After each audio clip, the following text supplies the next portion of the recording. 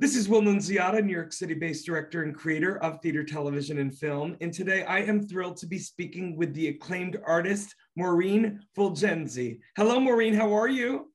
Hello, I'm great. How are you? Maureen, I'm doing so much better now that we are finally meeting. We were talking off camera. I am sure we met at some point within Southern Florida, but Maureen, I need to just first off say, you are truly a Renaissance woman. You have done it all and continue to do it all. And I want to begin with young Maureen.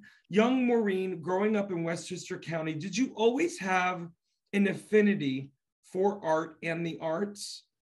Yes. It started in kindergarten.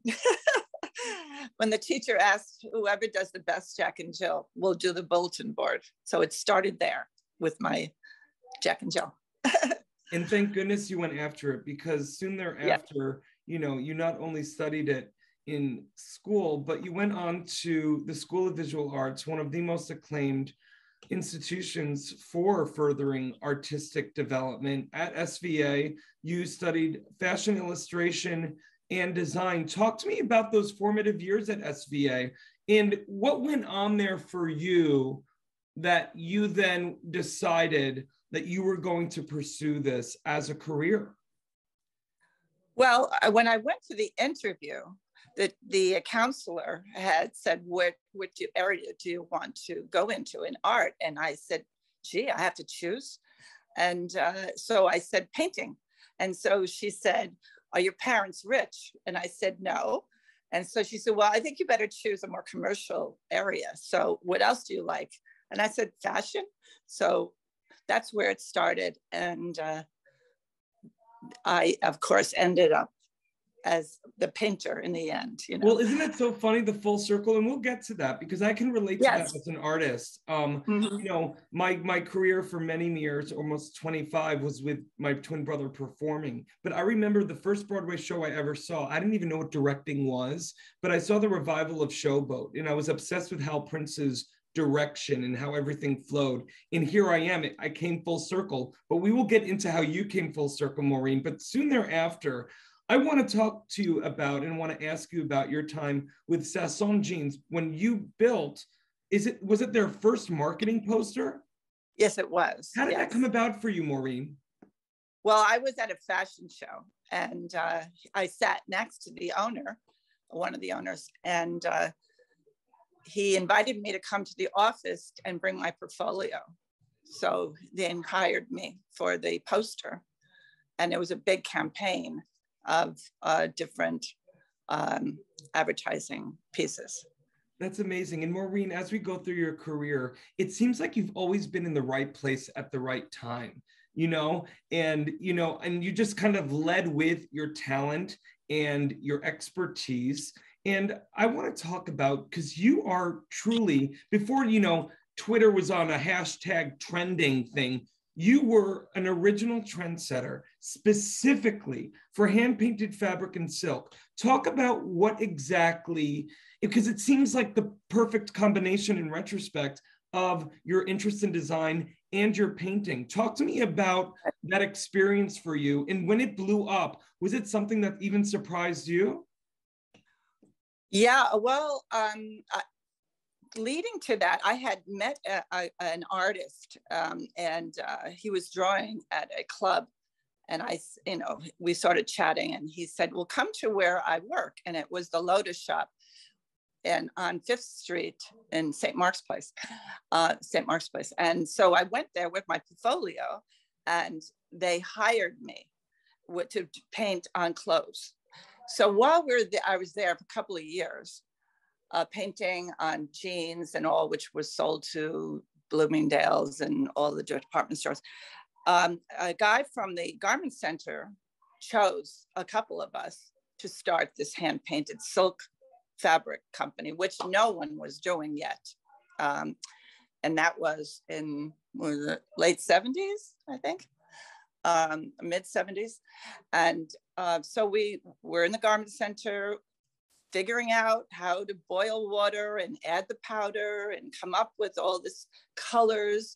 Once that was established, then we started designing on silk and then the salesperson brought it around to top designers like Mary McFadden, who was the big couture, our only couture at the time. And then, of course, Calvin Klein and Ralph Lauren and Molly Panis and several others.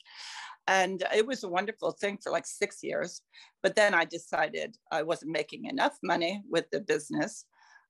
So I left as a partner and started on my own doing contract work for the Puritan company, which had Diane Von Furstenberg and several other designers in there. And by the way, talk to me about your time with Diane, because correct me if I'm wrong, but you created a men's line of shirts for her company. Right. How did that all come about? Well, I met someone from the owner of Puritan company, which was the parent company of Diane. And they hired me to come up with a design of engineered prints for men's shirts. It was like a design in the front and a design in the back. And it was a popular thing in those days. If you remember Huckapoo, that was what back there. And that's, I think they were first and then followed suit with that. Oh my gosh. I mean, you've been a trendsetter your whole life and continue to be. Soon thereafter, your time with Diane and her company, you formed Horito Fulgenzi, and you had clients including, oh, I don't know, up-and-comers like Mary Tyler Moore, Betty White, Cecily Tyson, who I told you off camera was a friend of mine, but 3 titans, but I know you probably titans of all industries. And I'm curious what that time was like for you in terms of just the creativity and who you got to create for. Well, one of my clients, I painted on these leather sneakers and she wore them and she was in first class going somewhere. And Mary Tyler Moore stopped her and said, "I love your shoes. Where did you get them?" And she said, "Oh, they're friends of mine. There's their warehouse in Soho. Here's the phone number." So she got in touch and that's how that began. So we did a whole line of clothes for her. I designed a few things to put over her workout clothes, and she loved it, and she wanted it in every color. And then, hand painted it, and then her Christmas list for a few years. I did something for everyone, right, of their friends, and Betty White was one of them. And so she said, "I want to do you to do one of those sculpture tops that you do." And from Betty White. And I said, "Oh, she already has one." And so she said, "How do you know?" And I said, "Because I saw her on What's My Line or one of those shows, wearing it." Right? Oh my God, stop it. Yes. You were on national TV and you didn't even know it. Yes, it's so funny. This is what I love about you. I love that. I feel like that little girl from Westchester never left you. This sense of optimism, sense of wonder, sense of, oh my gosh, I get to do this. But that you just continue to follow your bliss. And again, I can relate. The little kid, thank God, hasn't left me yet. But from there, if you didn't accomplish enough, you were like, you know what? I want to go back to my roots. In that same interview question you got at SVA, you went back and you went back to move forward. And here you are now, this incredibly acclaimed fine artist.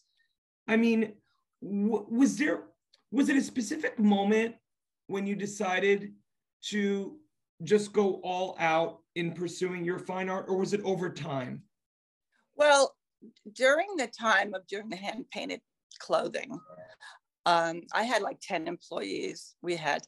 And then the recession started. It was like 91, 92. Clients were saying, "You feeling it? Are you feeling it?" I said, no, they're still buying. And then all of a sudden, catalogs like Halls of Hanover, Bonwood Tellers, they all went out of business. So these were our clients, And so anyway, the bottom fell out. So we went out of business. So I just moved everything, like my paints and everything, to Hamptons, where I said, "No more of this. I'm painting. And so that's when it started full time. But I was painting all along, on, fooling around, but this was this time to be serious, And here you are, full circle, this beautiful business, Fulgenzi Art. I want to let the audience know, to get this beautiful art and to purchase it, you can go to the links below this video. Maureen, in this time that has been filled with a lot of trauma, sadness, darkness, dis-ease, it's your artwork that is absolutely filled with light, filled with hope, filled with ease, but also art that I feel like are like pops of buoyancy, pops of color, pops of conversation starters that people can have in their own home. Is this part of your North Star when you're creating these specific, authentic, unapologetic pieces? I can only paint when I'm happy. And I'm an optimistic person, yes.